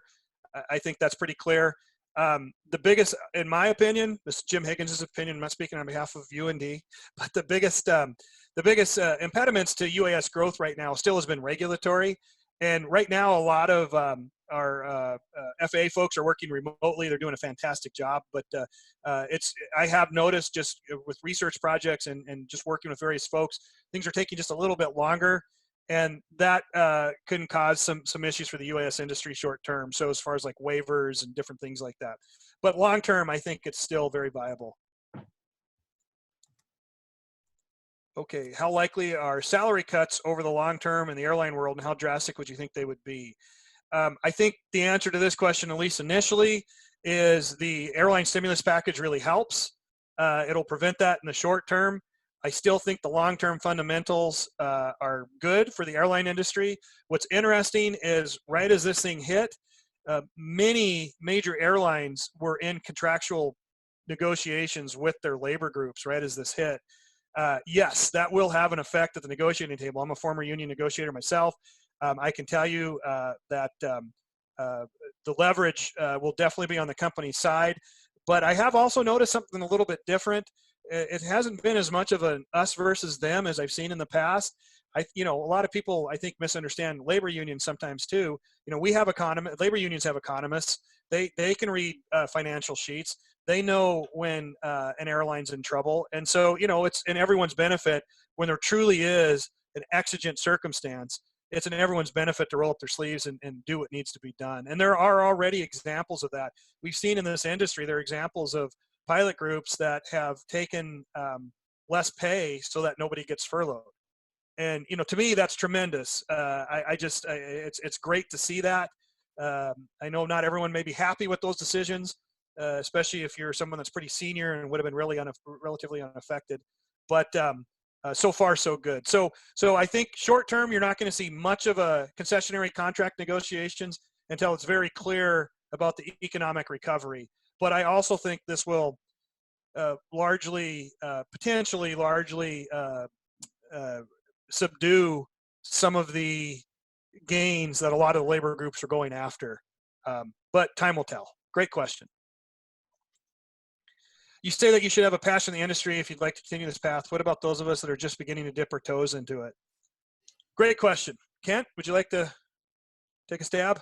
Well, I think the best time to go into something is when the future looks bright, even though it may not be next year. I was in the Q&A myself while you were looking at things and talking, Jim, and somebody else said that, what should I do? I'm a freshman at this point, what should I do? And as we've indicated, the long-term fundamentals look good. And so the opportunities will be there. If that's what you want to do, then do it. Great advice. I really think it is about passion. I've been in this industry for a long time. I come from an airline family. My wife's an airline pilot. I can tell you that I saw my dad, I wasn't born then, but he was furloughed in the 60s. He was on strike at Continental in the 80s, never got back. He's been to several carriers. He's been through mergers. I've been through a merger. Brandon's been through a merger. My wife's been furloughed. So it's, you have to really have a passion for this if you want to get into it. I think the industry is much more stable than it has been in the past relative to what it's been in the past. But right now we're seeing some of that tested. But if you want to fly airplanes and it's a righteous job, stick with it. That would still be my advice there. And Jim, just let me interject something. You talk about mergers, strikes, recessions, and the effects of that. It's not just affecting airlines. That's corporate America. So it's not unusual. It's not any different in many ways for an airline business versus some other type of corporation in terms of those kinds of negative impacts on business. Yeah, well stated. Yep. Okay, next question. Do you think any airlines will not accept the bailout given the accompanying conditions? There are strings attached, right? It's also going to mean that the government's going to be able to get a really big oversight, kind of a re-regulation piece possibly. Maybe that's a little too extreme to say. So it'll be interesting to see. Just so everyone understands, the bailouts were given after 9/11 to some companies. It was called airline stabilization money. And unfortunately at the time, some of the management teams took the money and didn't necessarily not furlough. They still furloughed. And then there were also bonuses a few years later in some cases, dividend payouts. A lot of things really upset Congress. Congress has a long memory. There were a lot of people that brought that up during this time. That's why you see all these strings attached. So it'll be interesting to see what the airlines think about that. Okay. How would you suggest a student manage student loans now that they may not be able to find employment as quickly? I can talk a little bit about that as someone that has had student loans. There is some potential forbearance capability because of this that might have even been included in this this act from Congress. I think there was an executive order that came down. So temporarily, you should be able to do that. But the big issue with student loans and repayment is if you just lose contact with them and never contact them and just don't pay anything. If you're having a financial problem and you communicate with your lender, they have all kinds of programs that will help you out. The main thing is just not to lose contact with them. Okay. You guys noted in the video that hiring was slow. Do you anticipate that hiring will come back close to normal as it was before by the time current freshmen are looking to get hired at the regionals? Yes. Yep. Wholeheartedly. I mean, this is going to sound really funny. Kent and I, for our entire forecasting lives of the last 11 years, we constantly get accused of giving pitches and putting spins on things. The problem is everything we predicted has turned out to be correct. I'm not trying to be arrogant, but we've just been right on everything. And so we're used to that, and that's fine. But what I will say is this is the time to enter. Again, you want to get in here because you have the passion, but your timing, I think, will be just fine, barring another cataclysmic event. From Zach, how does the situation affect corporate operators? I think, yep, I think we've already can't ask that one or answered that one. Sorry, I should have caught that. Are there any positives that will come out of this? Let me just talk real quickly about that. Some positives that have come out of it. Let me tell you what I think I'm going to talk more outside the airline industry. From a scientific point of view, this has been an absolutely fascinating time for me, as sad as it's been for all of us, because I've seen our scientific community coalesce like I've never seen before. I don't know if I've mentioned this already, but we've already seen over 1,500 journal articles published on this in the last 2 months. We're seeing the best and brightest minds in epidemiology and medical science come together with just at lightning speed. We've already got a vaccine in trial, which with the record before this was 8 months with SARS, and we've already got that. We've already got over 20 clinical trials that are scheduled to deliver their results in the month of April. So a positive out of all of this is our scientific community has really come together, and our medical professionals, who, by the way, I think we just have to pause for a second. These are folks that are going in every single day into complete uncertainty. You know, right now we're being asked to sequester and delay our jobs and delay our flight training. These folks on the front line in medicine, they're being asked to go into a lot of uncertainty. And when we say uncertainty, we're talking about health uncertainty.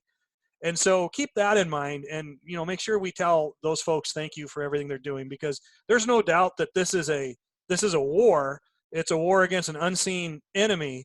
But I've really enjoyed watching our community and our scientific community and all of us together work together to realize that, you know, all the little things that used to bother us in life, all the irritating things used to bother us in life, they're just puts it in perspective, right? So I don't know, Brandon and Kent, if there's anything you'd want to add to any positives. That's good. Oh, that's good. Well said. Yeah, well said. I do not know the answer to this next question. It's about the free MEI stuff. I don't know unless you've heard anything, Kent or I Brandon. haven't heard anything. You know, it ultimately depends on what the multi-engine minimum hiring becomes. You know, the restricted ATP is still 50 hours of multi-time, so I don't see it changing a lot. It might become a little more competitive short term, but I don't see it long term. I don't see it changing. Yeah. And, you know, not that anyone wish for any of this, but I do think it's possible we're going to see some of our more senior flight instructors stay here a little bit longer, yep, which will help our CFIs and help our multi-engine undergraduate students. I think that might be one of the things. Great. Okay. Next question. Under present and future circumstances, would you recommend students have a backup plan? For instance, how reasonable would it be for a student to pursue aviation and perhaps a degree in engineering? Brandon, I'm going to turn it over to you since you've gone through several different, you're familiar with several different parts of this industry. You know, I always tell my students and I tell my advisees, I don't think a backup plan is a bad thing to have. I think that when you look at double majoring in something like, commercial aviation or aviation management and engineering, obviously it's going to be kind of a tough road. I don't think it's a bad road. I always say a backup is not a bad thing to have. I think that, especially the way this industry goes, as we can see with its ups and downs, you never know what's going to happen, and you never know what say the next few years can bring, right? We can predict all we want, but things can change. I don't think it's a bad thing to have a backup, whether that be a double major in another department, whether that be a minor in another department, whether that even just be adding a specialization in the aviation department. I think a backup and a secondary plan never is going to hurt you. I would never talk somebody out of having some other a piece in there, whatever that may be. I think Kent had so eloquently said earlier, I don't think any of us ever planned for the exact careers that we had. We knew we wanted to be in aviation, right? And the three of us are passionate about the industry. I would say that the three of us probably took different paths than we ever thought we'd take. And I think that having yourself prepared for that, whether that be another major, a minor, a specialization, whatever that might be, is never going to hurt you. Can I just say a couple things on that? And I think, to have a backup plan is a good idea, but at the same token, if you don't want to be an engineer, don't pursue engineering. Exactly. Some people will say, well, I'll get a business degree, which are great. I have them in my background. But if you don't enjoy amortizing the bond premium, then don't pursue it. I mean, pursue a backup or something that might help you, but you got to have an interest in it. Because if you don't have an interest in it, you won't do well in it. Yeah, well said. Next question is, while this presentation is focused on airlines, is there any indication data on other areas of aviation regarding this outbreak and in the past? Thanks. So we are going to, in the future, work in other areas, air traffic control, UAS will focus on as well.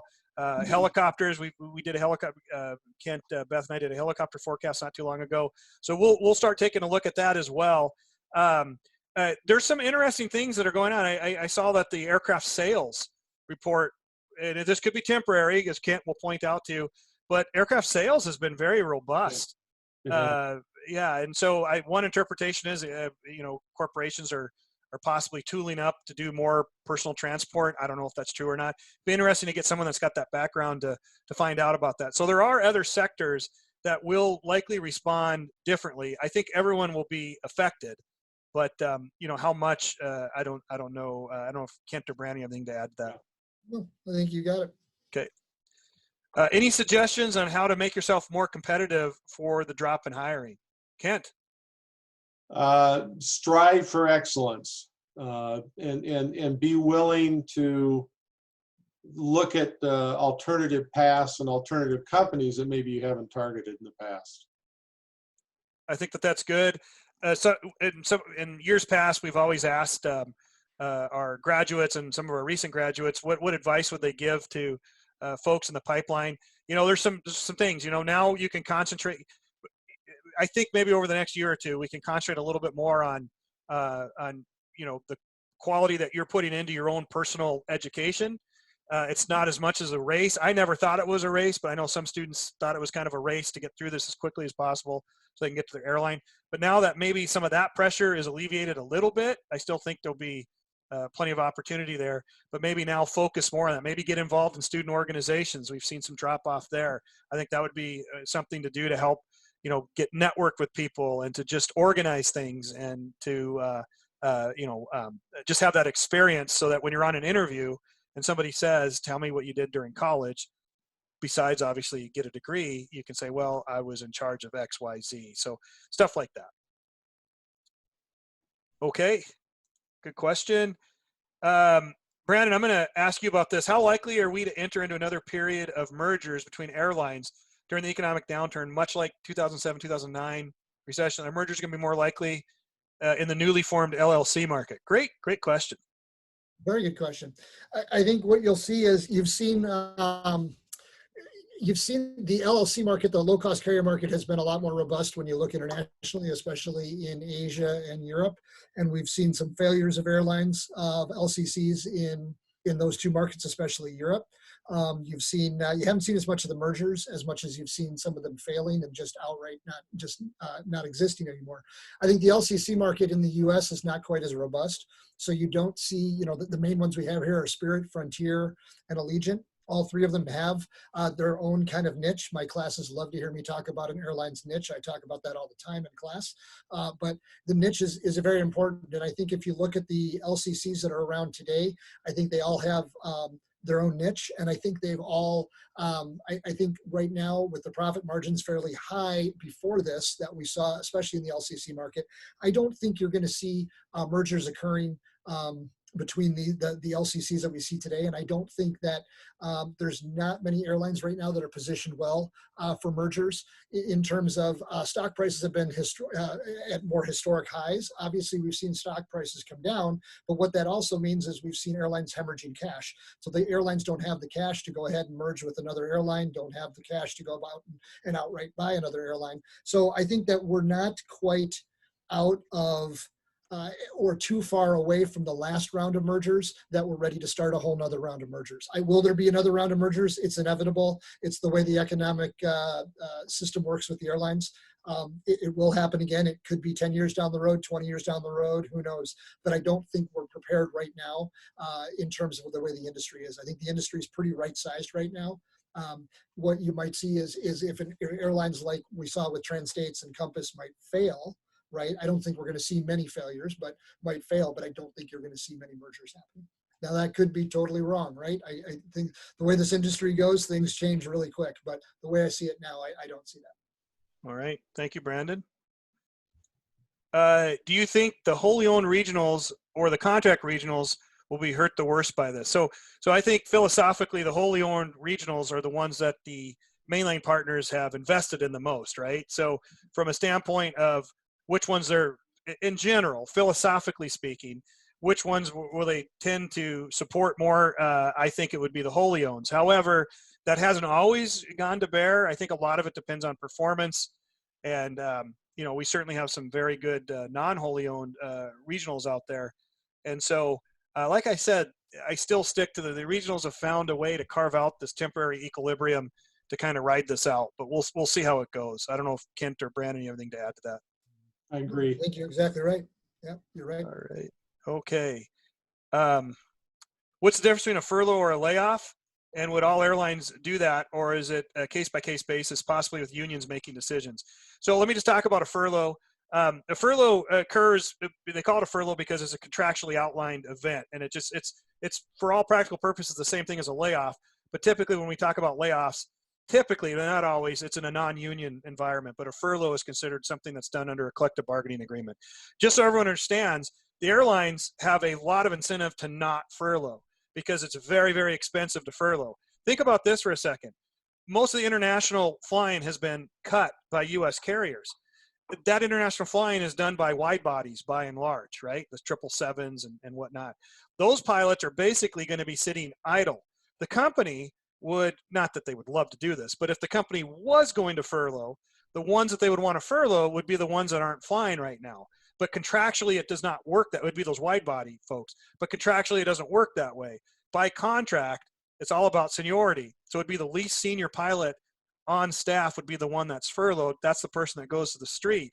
What happens to the airline when that occurs is we get what's called training churn. And I've actually done Monte Carlo simulations on this. And I can tell you that it can trigger anywhere from 1 to 4 training events above them. In some cases, based on some contractual obligations, it could be much higher. And those training events cost a lot of money. And you've got pilots that are not producing revenue for the company. So it's very difficult for the furlough to go through. The union cannot make a decision on who gets furloughed and who doesn't. That would be contrary to several laws and also contrary to the procedures outlined in the contract. It's all about seniority for a furlough. Good question. Next question. Will this help the argument for single pilot or self-flying aircraft? I'll take a quick stab at this and we'll see what everyone else thinks real quickly. The trend is towards automation. There's been some speculation that Boeing and Airbus for later 2020s might have some options available for reduced flight crews or some remote pilot monitoring. I think we're fooling ourselves if we don't think that the industry is eventually going to move that to those types of setups. I know that my ALPA brothers and sisters are probably mad at me saying that, but when you look at the history of aviation, airline travel, look at a 50s airline flight crew, you had, a navigator, a flight engineer, systems operator person, a co-pilot, and each generation we've moved that, we've engineered that away. We used to have 3-person flight crews, a flight engineer. That's all been engineered away. So I think if we follow history, you're going to see that happen. I don't know that this pandemic, because it takes so long to design and get an aircraft certified, I don't think that's going to necessarily make that happen quicker, but it may give a better argument for that in some sectors. Brandon, anything on that? No, I agree. I don't think this changes anything. I mean, whether or not we were going down that road could be argued, right? Like, I think you made a good argument for or against it, but I would say that this isn't going to have any effect on that long-term choice. I don't think so either. Okay, good question. As far as the House trying to implement climate change related emission restrictions on airlines in the stimulus package, and assuming down the road there will be some of the restrictions, what would that mean for the industry, specifically airframes and number of flights? So in Europe, they already have a cap and trade system in place. It's been put on hold for carriers outside of Europe several times over the last 5 years. But I think if you're reading the tea leaves, we're absolutely moving towards that. You are correct. I don't know if it made it in the final piece of legislation about emission standards. Brandon, did it make it in that last? I don't know if it made it into the final yet. I know that there was negotiation on it, but I'm not sure if it made it. The last proposal I saw is it was every airline would have to have an emissions tracking program in place by 2025. Again, I don't know what that is. I do know that a lot of airlines voluntarily try to work with that, but I don't know what the long-term effects that are going to be. So I guess we'll have to read the legislation. So good. Okay, how long do you believe the delay will be for individuals who have already been hired and given a class date for regional airlines? Yeah, so this one's near and dear to my heart, right? I was a regional pilot. My wife's a regional pilot. And yeah, it's a real tough time to be in. We actually, there's actually, like at Mesa, for instance, I understand that, I don't know if they've rescinded this since the bailout, but they announced plans to furlough new hires that were in training. And, so that's kind of difficult to see because you've probably already given your notice at your job, and, stuff like that happens. So this is what I would say. No one knows how long this pandemic's going to take to clear.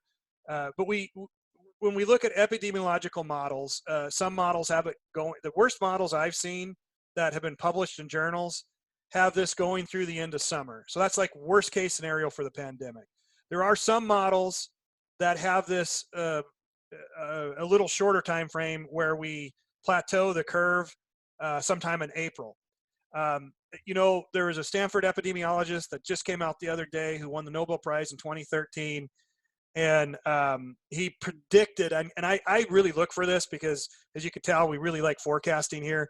And he predicted the Chinese curve exactly. He predicted 80,000 people and he predicted 3,000 deaths. And he did that 2 weeks prior to the curve. He's a Nobel Prize, and he says he's already seen some signs of us decelerating, which would make sense with the measures we put in place. Now, again, none of us are epidemiologists, so we can cautiously hope and pray that the pandemic is more on the April timeframe rather than the worst case scenarios.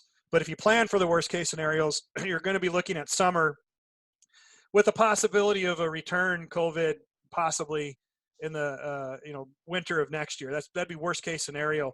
We'd probably be better prepared for it then, hopefully. But all that being said, that's worst case scenario. So you would start seeing the recovery, or the economic downturn start after that, and recovery efforts soon after. One last little piece on that. We don't know what the government's reaction is going to be during the economic downturn. I've seen all across the political spectrum, everyone's willing to put a lot of money into stimulus on this. and there's no reason to believe that wouldn't continue during a recession. And we've seen the Fed do a lot of things that we've never seen them do before. So from an economic point of view, there may be things that we haven't even thought about.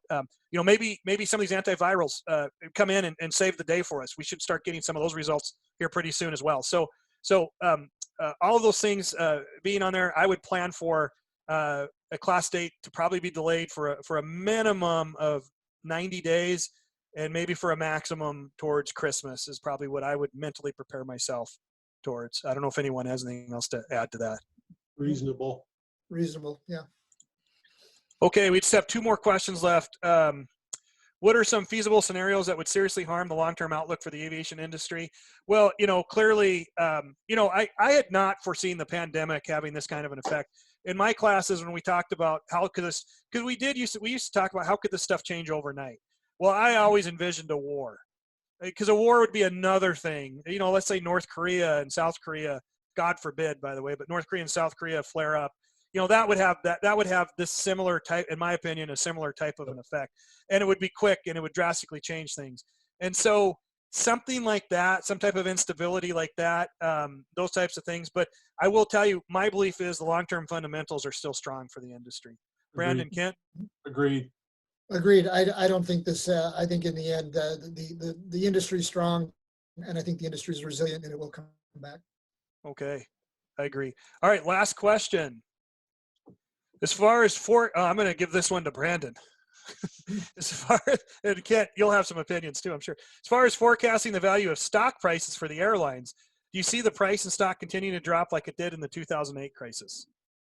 I think it's interesting because, with the 2008 crisis, what we saw stock prices really go in some ways more gradual, right? We saw them we definitely saw them falling off because we obviously went into a recessionary period.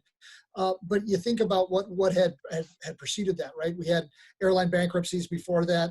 We'd had 9/11 just 7 years earlier before that recession started.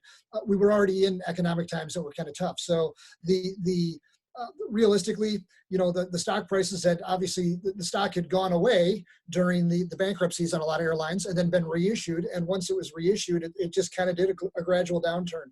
What we see here with this huge event and with the huge economic is how fast they drop. You look at Delta Airlines, for example, is at $58 a share, and I think it bottomed out somewhere in the high teens.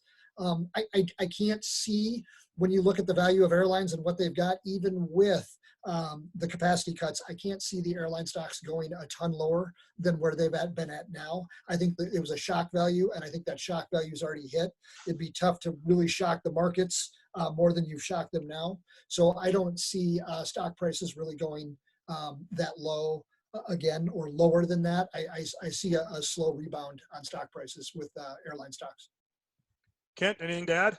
No, I just read some articles that, people are thinking it's all speculation, the whole thing, right? Because the market operates on emotion, not on fact. But, a lot of people think we're near the bottom. So, yeah, fortune favors the bold, right? And, it would be really interesting right now to just kind of on this topic of airline value and looking for some opportunities here. I wonder how many airline CEOs are out there talking to Boeing right now, trying to get a great deal on Maxes, which I think, wouldn't this be a great, knowing that they're not going to be hatched for a few more years, wouldn't this be a great, because we know the Max is going to fly again. My advice would be, and I told Brandon, I talked about this, I would not call it the Max anymore. I would do the old DC-10 MD-11 trick, or the old Value Jet Air Tran trick, and just change the name, because the public always falls for it. But the Max is going to be a great plane, and it's going to eventually fly, whatever they end up calling it. I think there could be some great deals done. Boeing's going to be in a position right now to really want to sell. And I'm just wondering what airlines out there are planning ahead like that 5 to 7 years, knowing that there's going to be great growth. So be an interesting one to see. Okay, so I guess there was one last question just came in. CFI job search question not answered at satellite sites. I think the reason why we weren't able to answer that earlier is none of us are really in a position. I mean, I hate to ask her because she probably doesn't want to answer this one, but Dr. Bierke would probably be the best one of us to answer this question. Sorry, Beth. No, that's no problem. Thanks, Jim. One of the things that I do want to make sure we get out there, we are in the process of setting up an Aerospace Deans Forum. That's going to be next Wednesday evening at 5:30. We're in the planning phases of that with SAC.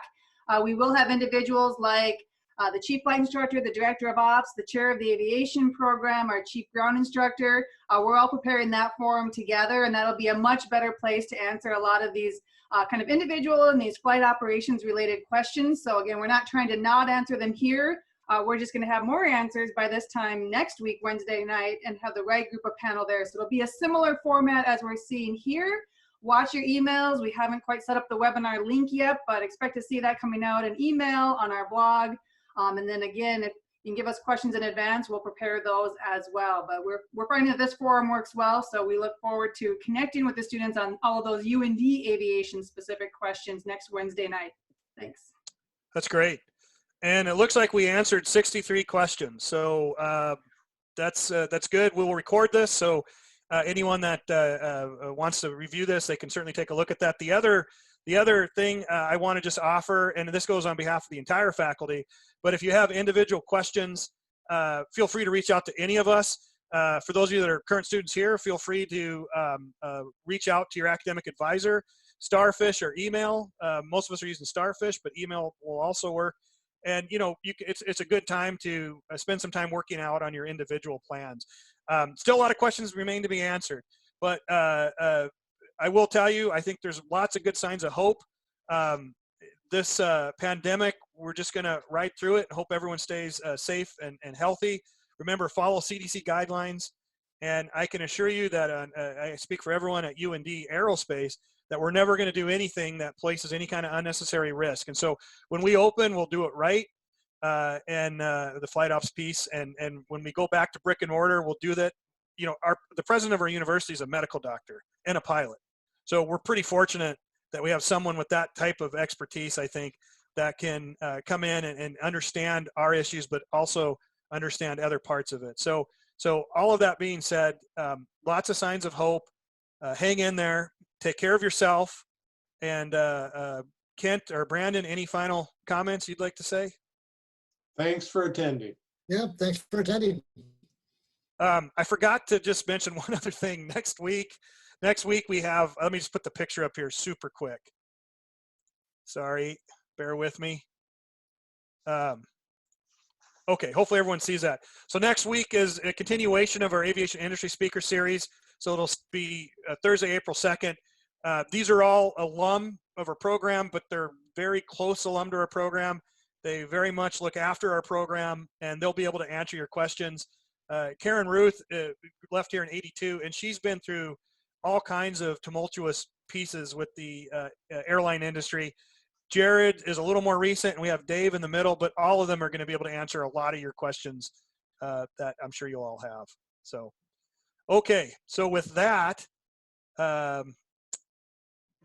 don't know much about Discord. I'll have to ask my daughter what Discord means.